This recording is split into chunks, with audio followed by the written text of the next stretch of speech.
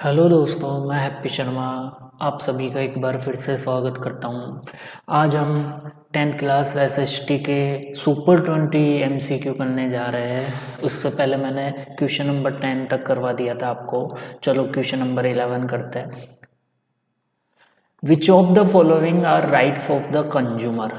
यहाँ आपको पूछ रहा है कि कंज्यूमर के राइट्स कौन से, to be inform, to be choose, to be secretarial, all of the above. तो इसका जो आंसर होगा वो होगा ऑल ऑफ द अबव। तो यहाँ आपको आंसर में भी लिखा हुआ है ऑल ऑफ द अबव। ठीक है। Question number 12, what was the main drawback for the consumers. मतलब जो कंज्यूमर होता है उसकी ड्रॉबैक क्या है, क्या कमी हो गई। तो जैसे first, high rates of the final products, no legal system available to consumer to protect them, low quality products, the exploitation of consumer. तो इसका जो आंसर होगा वो होगा no legal system available to consumer to protect them. मतलब ऐसा कोई system नहीं है जो कंज्यूमर को क्या कर रहा हो, प्रोटेक्ट कर रहा हो। क्वेश्चन नंबर 13 है अपने, the national level courts deal with the cases involving claims exceeding. यहाँ बोल रहा है कि नेशनल लेवल की जो कोर्ट है वो किस अमाउंट से ऊपर के केस का क्लेम देखती है। तो यहाँ जो आंसर होगा वो होगा 1 करोड़।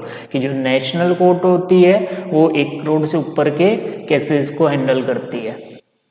एक्सप्लेनेशन में दिया हुआ है दे डील एक्सीडिंग 1 करोड़। ठीक है। Question number 14, the consumer movement arose out of dissatisfaction of the consumer.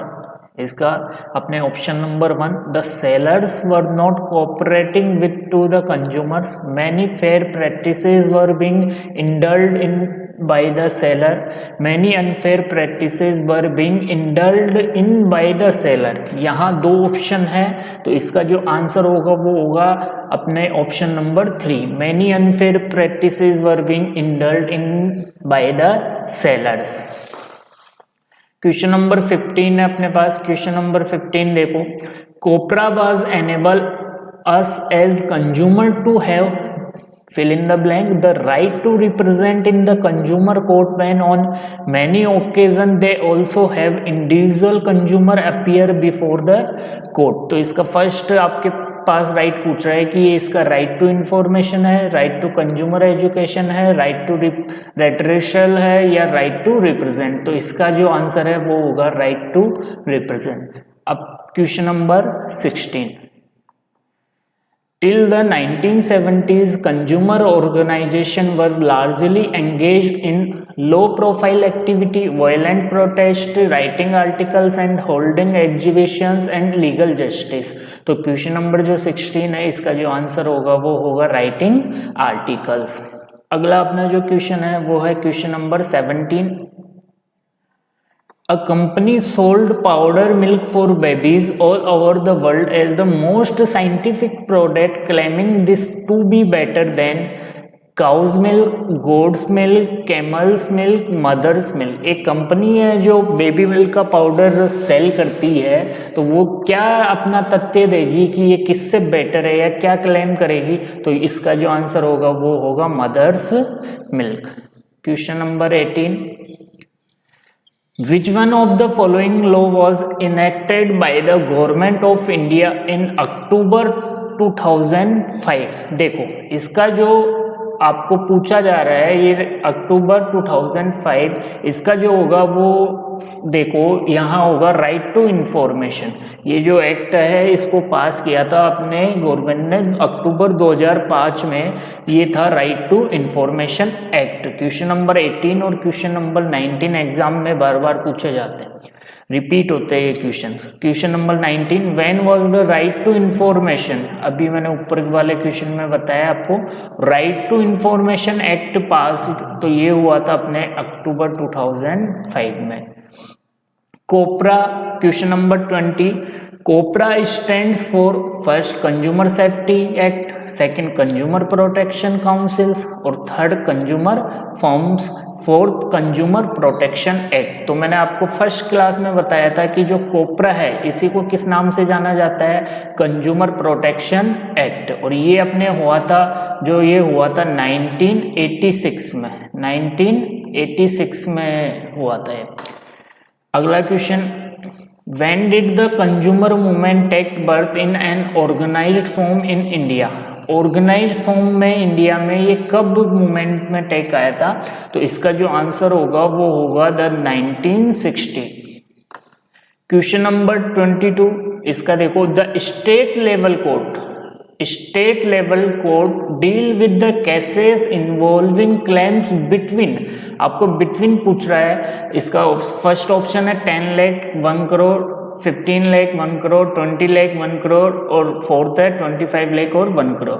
तो इसका जो आंसर होगा वो अपने होगा 20 लाख और 1 करोड़। जो स्टेट लेवल की कोर्ट होती है वो अपने 20 लाख से लेके 1 करोड़ तक के जो मामले हैं उनकी सुनवाई करती है। क्वेश्चन नंबर 23 इंपॉर्टेंट क्वेश्चन है। Agmark is use for the certification standardisation of edible oils, jewellery, LPG, electronic item. देखो इसका आंसर होगा एडिएबल ऑयल्स। ज्वेलरी, एलपीजी और इलेक्ट्रॉनिक नहीं होगा, क्योंकि ज्वेलरी पे जो होगा वो हॉलमार्क होता है, अपने इलेक्ट्रॉनिक आइटम पे आईएसआई वाला होता है।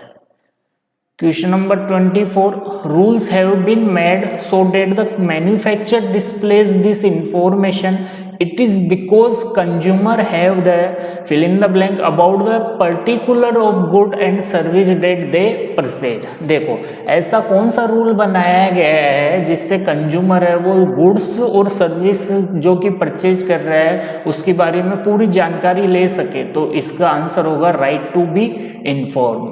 Question number 25, consumer complaint form is called. जो कंज्यूमर कंप्लेंट फॉर्म होता है उसको किस नाम से जाना जाता है? तो वो होता है कंज्यूमर फॉर्म के नाम से।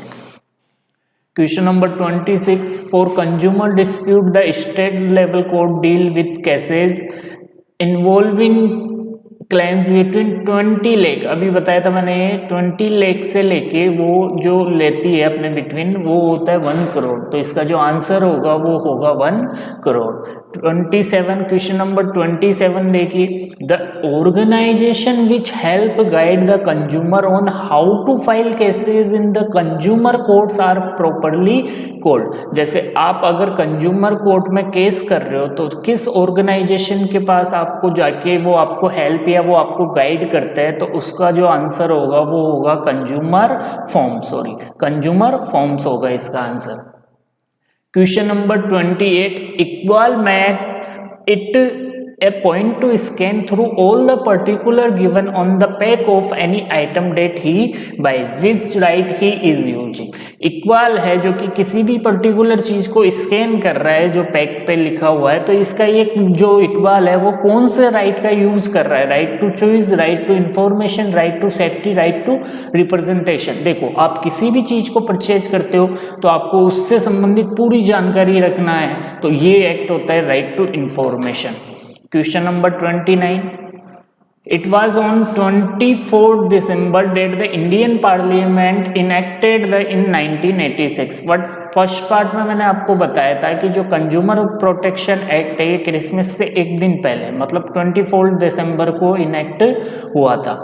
Question number 30, the consumers have the right to seek redressal against. तो इसका जो आंसर होगा वो होगा unfair trade practices and exploitation. मतलब अनुचित व्यापार हो रहा है या उपभोक्ता का जो शोषण हो रहा है उसके लिए ये है।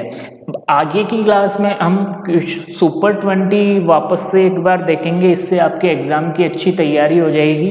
पढ़ना ही नहीं, समझना और किस तरीके से टीचर समझा रहा है ये जरूरी है आपके लिए, सभी के लिए। तो अगली क्लास तक बने रहिए, जब तक आप इन सभी को अच्छे से एक बार रिवाइज कीजिए।